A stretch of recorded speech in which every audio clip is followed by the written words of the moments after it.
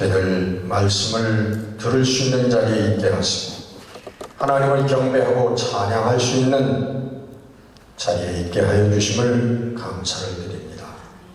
오늘 이 시간에도 주의 성령 임재하셔서 우리들 마음 문을 열게 하여 주시고 영의 눈이 또 열리는 역사가 있어서 우리 하나님 나라의 하나님의 영광을 바라보며 찬양하는 귀한 시간이 되게 하옵시고, 우리가 이 땅에 살아갈 때에 욕심으로 부닥치는 여러 가지 문제들 믿음으로 성령의 지혜와 능력으로 주님 승리해 나갈 수 있는 저희들이 될 수 있도록 주께서 은혜를 부어주시는 시간이 되게 하여 주시옵소서. 말씀을 통하여 용기를 얻게 하시고 우리 영안이 열리게 하시고 말씀으로 우리의 영적으로 또 혹은 육신의 병 치유받는 온전케 되어지는 은혜의 시간이 되게 하여 주옵소서. 주의 성령께 온전히 이 시간 맡기옵고 예수 그리스도 이름으로 감사하며 기도드렸습니다. 아멘.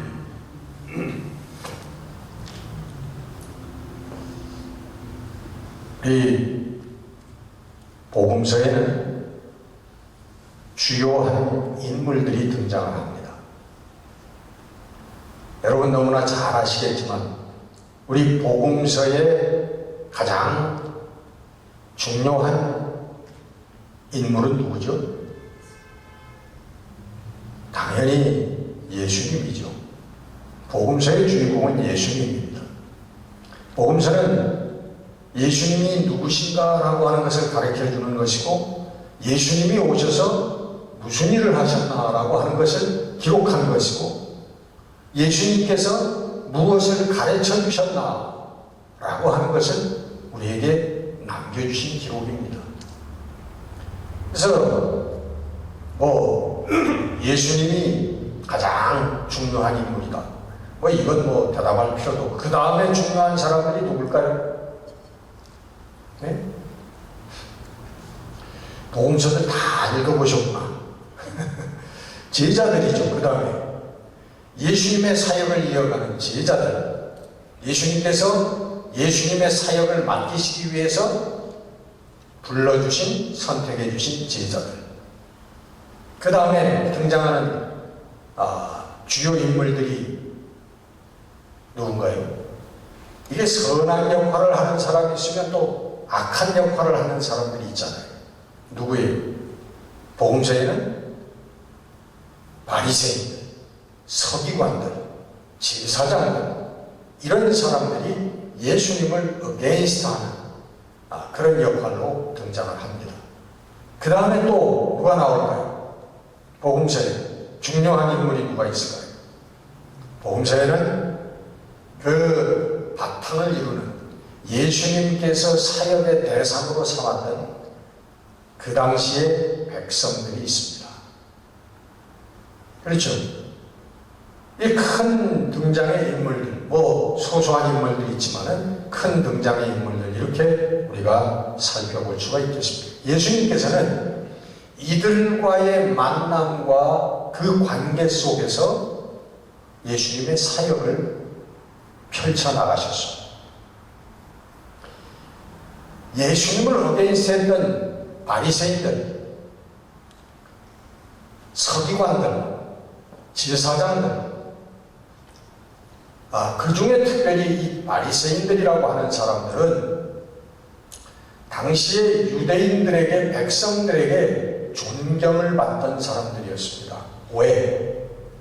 하나님의 율법을 자기들의 데일리 라이프 속에서 하루하루 모든 시간 속에서 하나님의 율법 그대로 실천하면서 살았던 사람들이고 살려고 노력했던 사람들이기 때문에 그래요. 그래서 유대 백성들은 바리새인들을 거룩한 사람들이라고 생각했습니다.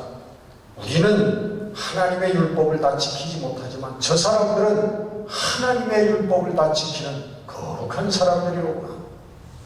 그래서 이 부르기를 바리새 팥사람들이다 불렀는데, 이 바리새, 페리시라고 하는 이 단어는 be separated from, 무엇으로부터 separated, 분리된 사람들.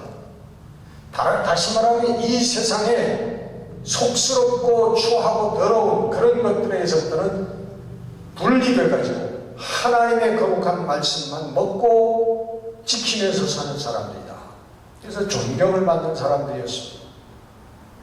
물론 예수님께서 와서는 그들을 그냥 놀랍게 꾸중을 하셨지만, 그 다음에 서기관들은 지식이 있는 사람들, 요즘에 말하면 신학자 같은 사람들입니다.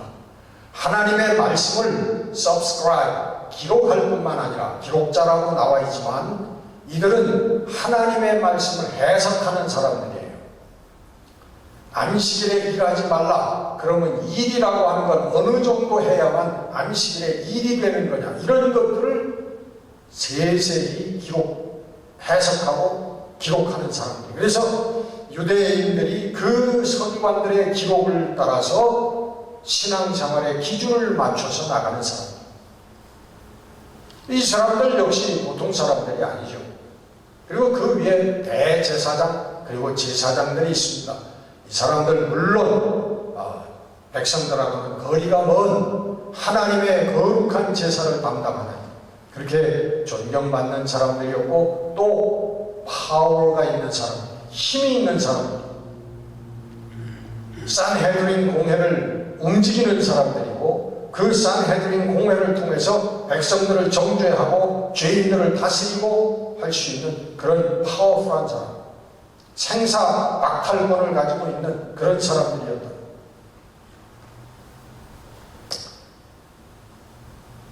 그리고 그들을 섬기는 백성들,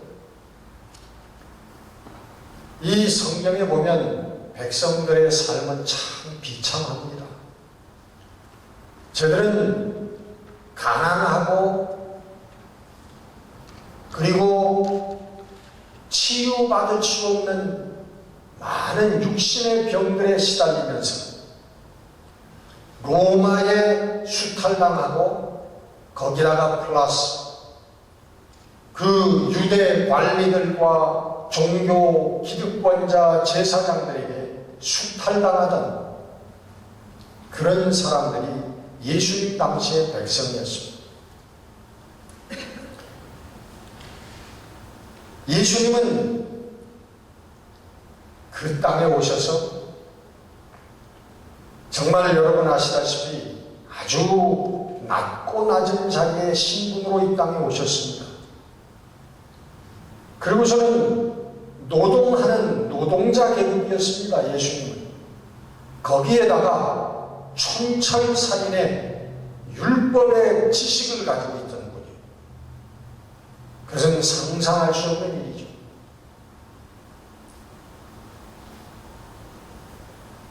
그래서 율법을 바로 해석을 하고 백성들을 가르치는 것 때문에 기득 종교 지도자들에게 시기를 받고 결국은 모함을 받아서 십자가 위에서 돌아가셨습니다. 그리고 그 제자들은 예수님이 올바른 가르침을 가르치는 분이라고 하는 것을 확신하고 자기들의 모든 것을 버리고 예수님을 따랐던 사람들이고, 예수님께서 불러서 특별히 제자로 삼으신 그런 사람들이었습니다. 마태복음 4장에 보면 시몬 베드로가 또 안드레가 부름받는 그런 장면이 나옵니다. 예수님께서 말씀을 하셨겠죠. 설교를 하시고 그 마치신 후에 그 베드로와 안드레를 말하면서 내가 너희를 사람 낚는 업으로 만들어주겠다. 그랬더니 이 베드로와 안드레가 그물을 버려두고 곧 예수를 따르니라. 그리고 그 이후에 요한과 야고보의 부르심의 장면도 나옵니다. 예수님께서 그들을 부르시니까 그들이 그의 아비와 배를 버려두고 곧 예수님을 따르니라 하고 기록되어 있습니다. 저희들은 자기들의 생업을 버렸고 저희들의 가족도 사실은 떠났습니다. 오직 예수님을 따라가기 위해서.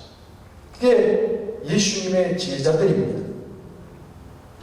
그러나 여러분, 복음서를 여러분 자세히 읽다 보면은 이 제자들이요, 마지막 복음서의 마지막 순간까지도 예수님과 엇박자를 내고 있다고 하는 사실을 우리는 볼 수가 있습니다. 모든 것을 버려두고 예수님을 스승으로 삼고 예수님을 따랐던 사람들인데 복음서 곳곳마다 예수님을 이해하지 못하고 예수님의 말씀이 무엇인지 알지 못하고 예수님과 엇박자의 삶을 살고 표현하는 그 제자들의 모습을 볼 수가 있습니다. 확실한 것은 이 제자들은 예수님을 훌륭한 인간 스승으로 보고 따랐다는 것입니다. 예수님을 그 당시에 많은 선지자들이 있었고 스승들이 있었는데 그 중에 뛰어난 한 스승으로 선생님으로 생각을 하고 랍비로 생각을 하고 예수님을 쫓았다고 하는 것입니다. 마태복음 8장에 보면 몇몇 가지 예를 들겠습니다. 다 예를 들지 못하지만 마태복음 8장에 여러분 유명한 장면이 나오잖아요. 예수님께서 제자들과 함께 배를 타고 가다가 풍랑이 일어서 그 배가 그냥 다 이제 파산을 할 지경이 되니까 제자들이 예수님을 주무시는 예수님을 깨웁니다. 그 예수님께서 일어나서 제자들을 꾸중하시고 그 바람과 파도를 잔잔하라 명하시니까 바람과 파도가 잔잔해지는 거예요. 그 일이 있고 난 후에 저희들이 모여서 수군대기를 뭐라고 그래요? 아니 도대체 이가 어떤 사람이길래 바람과 파도도 순종하는가? 제자들이 예수님을 어떤 분으로 봤어요? 인간 스승으로 봤다. 인간. 야, 도대체 이 사람이 어떤 사람이길래 이런 일까지 하는가? 마태복음 16장에는 유명한 베드로의 예수님을 향한 신앙 고백이 나옵니다.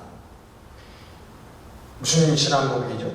예수님께서 이제 사역의 이게 거의 마지막 부분인 것 같아요.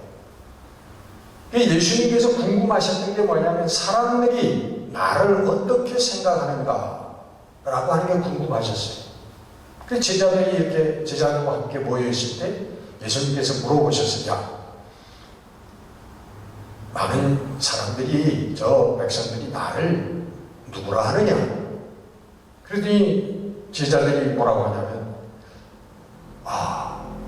어떤 사람은 세례 요한이라고도 하고요, 어떤 사람은 엘리야라고도 하고요, 어떤 사람은 예레미야나 뭐 그런 선지자라고 얘기를 합니다. 그래, 그러면 제자들 너희는 나를 누구라고 생각합니까? 그때 마태복음 16장 16절 베드로의 유명한 그 신앙 고백이 나오는 거죠. 당신은, 예수님은 그리스도시요 살아계신 하나님의 아들입니다. 아멘. 그런데 베드로가 이 고백을 할 때까지도 확신에 차있지가 않았던 것 같아요. 이게 분위기상 한 3년 동안 예수님을 따라간다면서 기적도 보고 야, 정말 사람으로서 이럴 수 있느냐? 그 정말 하나님께서 보내신 정말 하나님의 분신이 아닌가? 이런 생각을 많이 체험했던 베드로가 그때 물어보시는 예수님의 마음과 생각을 간파하고 대답한 거예요. 주는 그리스도시요 살아계신 하나님의 아들이십니다. 그때 예수님이 축복하셔서 야 마요나 시모나 내가 복이 있도다. 이를 가르쳐준 것은 혈육이 아니요 육신으로 세상적으로 안 게 아니라 하늘에 계신 아버지께서 너를 알게 하셨구나. 내가 너에게 천국 열쇠를 맡기리라. 내가 너를 교회의 반석으로 세우리라. 이렇게 축복을 하셨습니다. 근데 23절에 가보면 예수님께서 곧바로 베드로를 꾸중하십니다. 너는 나를 넘어지게 하는 자다. 사단아 물러가라. 내 뒤로 물러가라. 너는 나를 넘어지게 하는 자다. 내가 사람의 일을 생각하고 하나님의 일을 생각하지 아니하는구나. 베드로에게 사단이라고 꾸중을 했습니다. 그 베드로의 머리에를 무엇 때문에 그랬습니까? 예수님께서 나는 이제 예루살렘에 올라가서 십자가에 매달려 죽을 것이다. 그리고 사흘 만에 부활할 것이다. 이 말씀을 할 때 베드로가 부활 이거는 생각도 안 한 거예요. 그건 무슨 얘기인지 알아듣지도 못한 거예요. 그저 올라가서 대제사장들에게 해를 받고 내가 죽임을 당하리라 죽으리라고 하는 그 말씀만 들어온 거예요. 제자들은 거의 마지막 순간까지도 이 세상 사람들이었습니다. 하나님의 사람들이 아니었어요. 마태복음 19장 27절에 보면 베드로의 기가 막힌 질문이 나옵니다. 예수님께서 19장에 부자 청년을 만나가지고 대화를 하시다가 결국 그 부자 청년이 떠나가잖아요. 그 다음에 예수님이 말씀하십니다. 야, 부자가 하나님 나라에 들어가는 것은 낙타가 바늘귀로 들어가는 것보다 더 어렵구나. 낙타가 바늘귀로 들어가는 것이 더 쉽다. 그랬더니 저희 제자들이 깜짝 놀라면서 도대체 그럼 누가 구원을 받겠습니까? 베드로가 질문합니다. 주님, 우리가 모든 것을 버리고 주님을 쫓았습니다. 그런데 우리가 그럼 무엇을 얻겠습니까?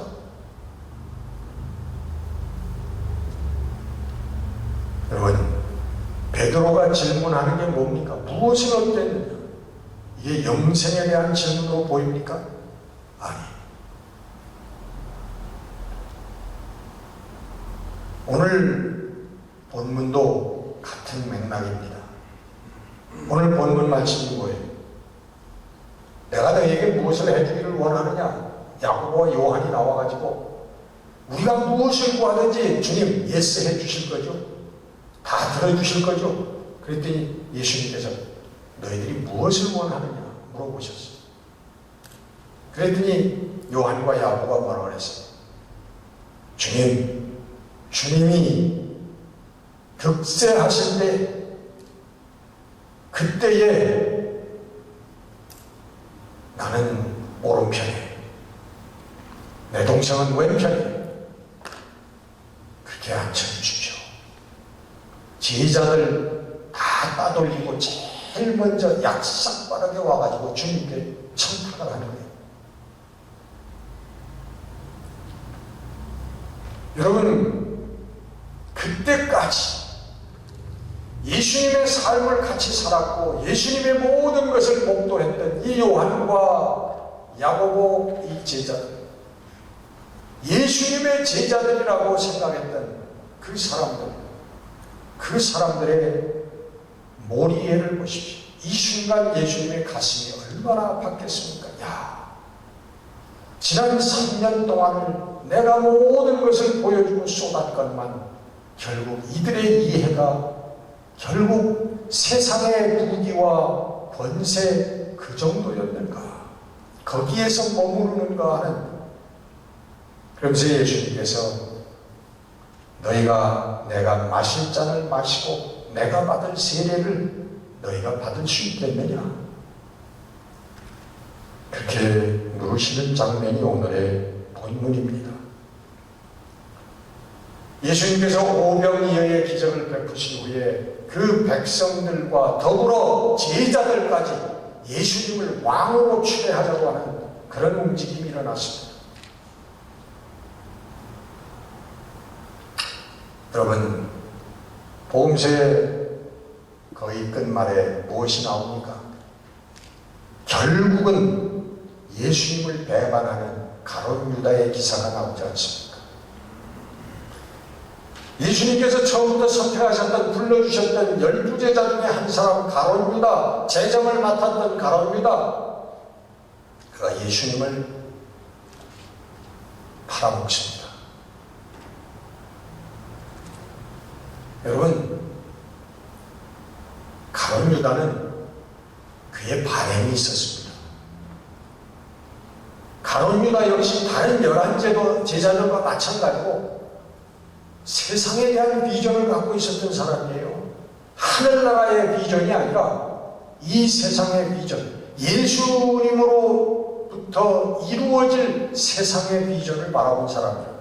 무슨 비전이었어요? 첫째, 지금 우리가 압제받고 있는 로마 제국에서부터 우리가 독립이 돼가지고, 독립국가 돼가지고, 그리고 예수님이 왕이 돼서 그 옛날 태평성대 그 영토를 크게 확장했던, 대국을 이루었던 다윗 왕조를 다시 복원하는, 일으키는 그 꿈을 갖고, 그리고 그때에 나도 우리 제자들도 다 높은 벼슬에 앉아서 이 땅을 호령하는 그 비전을 갖고 있었다.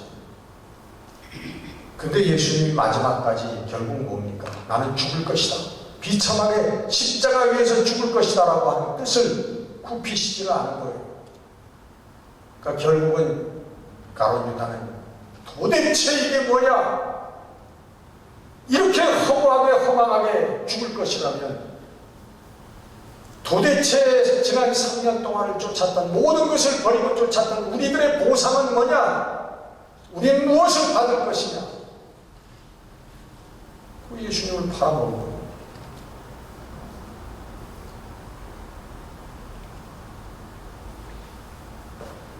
유다도 예수님을 사랑했습니다.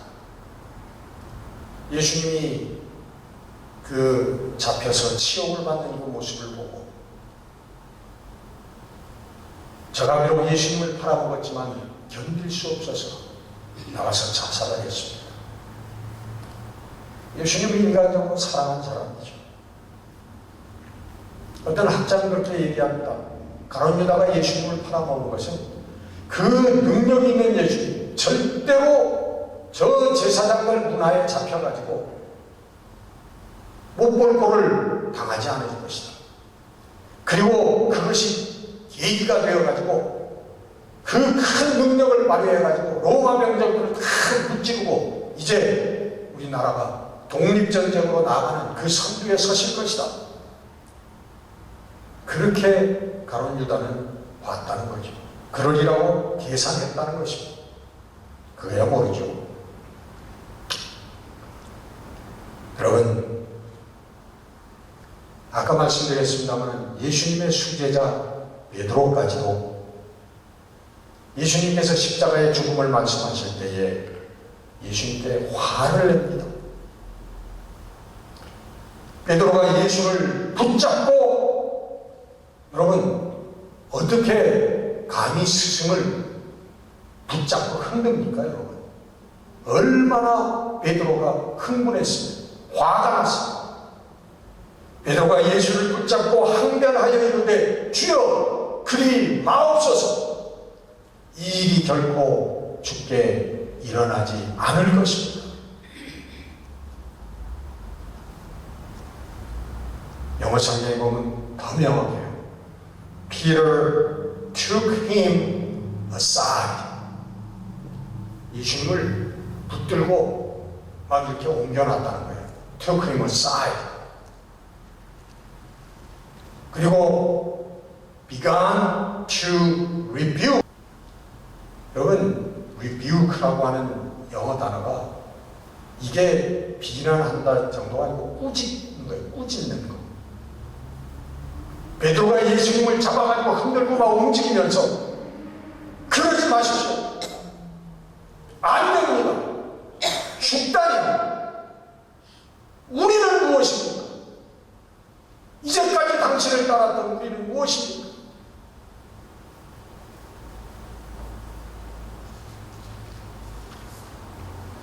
베드로까지도 마지막까지 예수님을 이해하지 못했습니다. 예수님이 하나님의 아들이라고 하는 것을 깨닫지 못했어요. 확신하지 못했어요. 예수님이 이 땅의 모든 죄를 사하기 위하여 하나님의 희생양으로 오셨다고 하는 사실을 저는 깨닫지 못했던 것.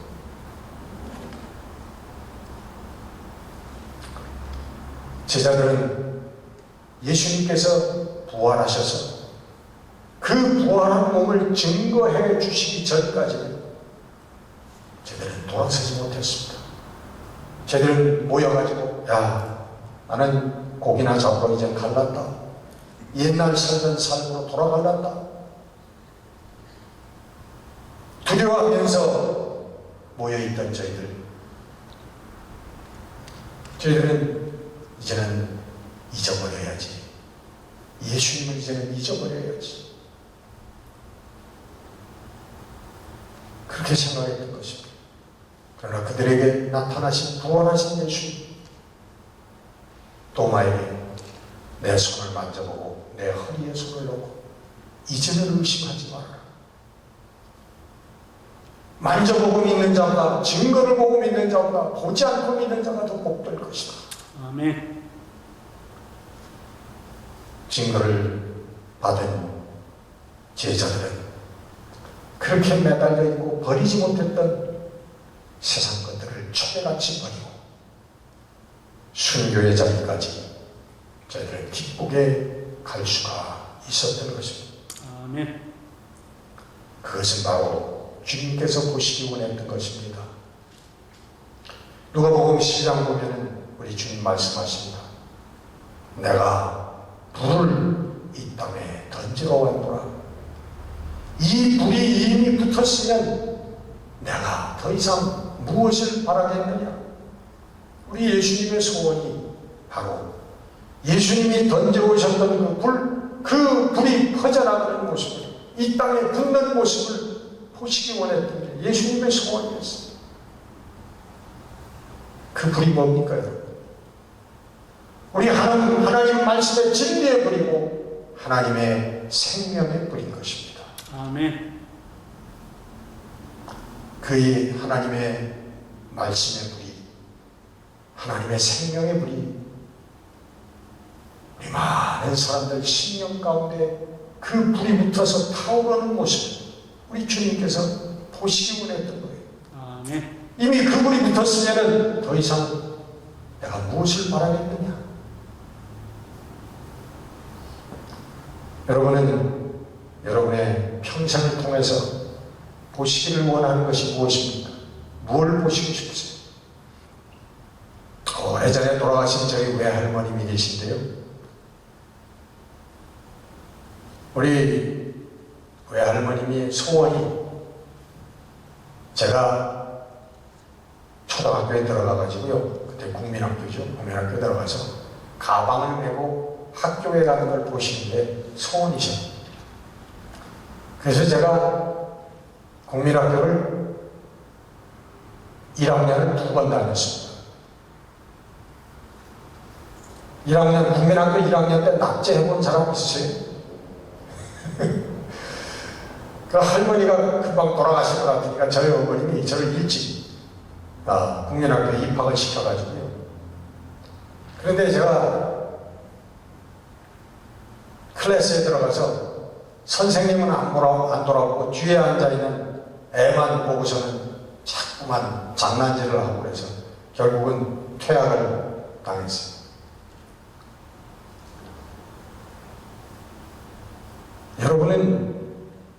여러분의 소원이 무엇입니까? 평생 이게 이루어지는 것을 보면 나는 죽어도 한이 없겠다. 여러분의 소원이 뭔가요? 내 아들딸이 잘 돼가지고 막 큰 부자가 되고 국무총리가 되고 장관이 되고 출세하고 그겁니까? 아니면 내 사업이 잘 돼가지고 갑자기 몇백억 부자가 돼가지고 모든 사람이 회장님 이게 여러분들의 소원입니까?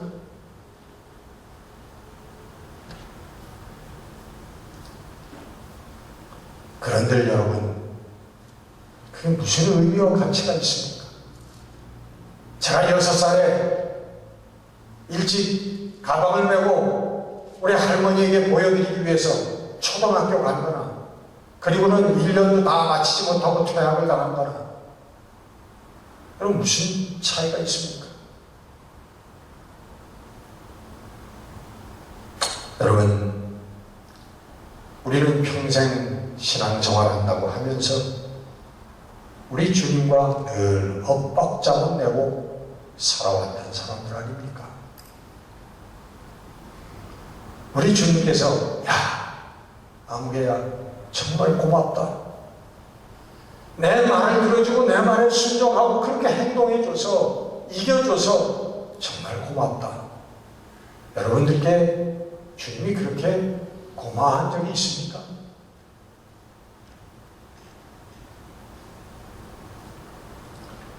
저도 고백합니다.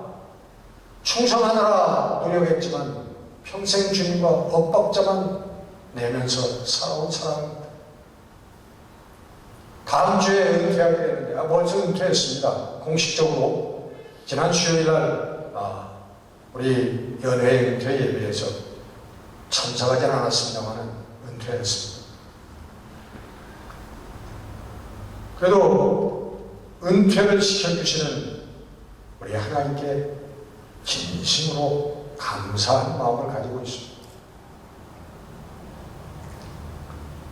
이제 여러분, 우리가 달라져야 우리 교회가 달라집니다.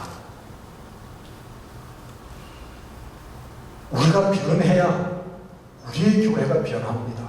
그리고 우리 이웃이 변하고 우리 가정이 변하고 우리 나라와 민족이 변합니다. 여러분, 이대로는 되지 않는 거예요.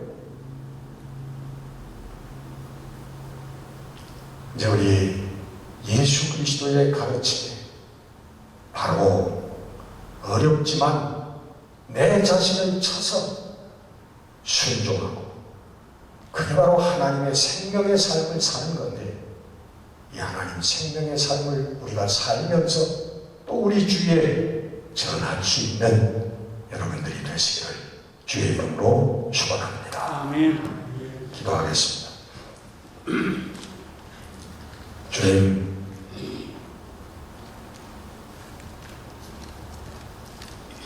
우리 주님 앞에 부끄러움만 쌓여있는 나이살입니다.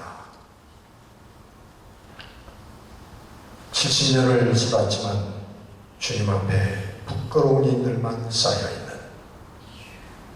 나의 삶을 돌아보며 우리 하나님의 은총을 다시 한번 구합니다. 주님, 우리 모두에게 이 긍휼함을 베푸시사 다시 한번 주님의 가르침을 따라 우리 주님이 기뻐하시는 교회를 만들고 우리 주님이 기뻐하시는 삶을 살아드릴 수 있는 저희들이 되도록 은혜를 베풀어 주시옵소서. 우리 주 예수 그리스도 이름으로 감사하며 기도드렸습니다. 아멘.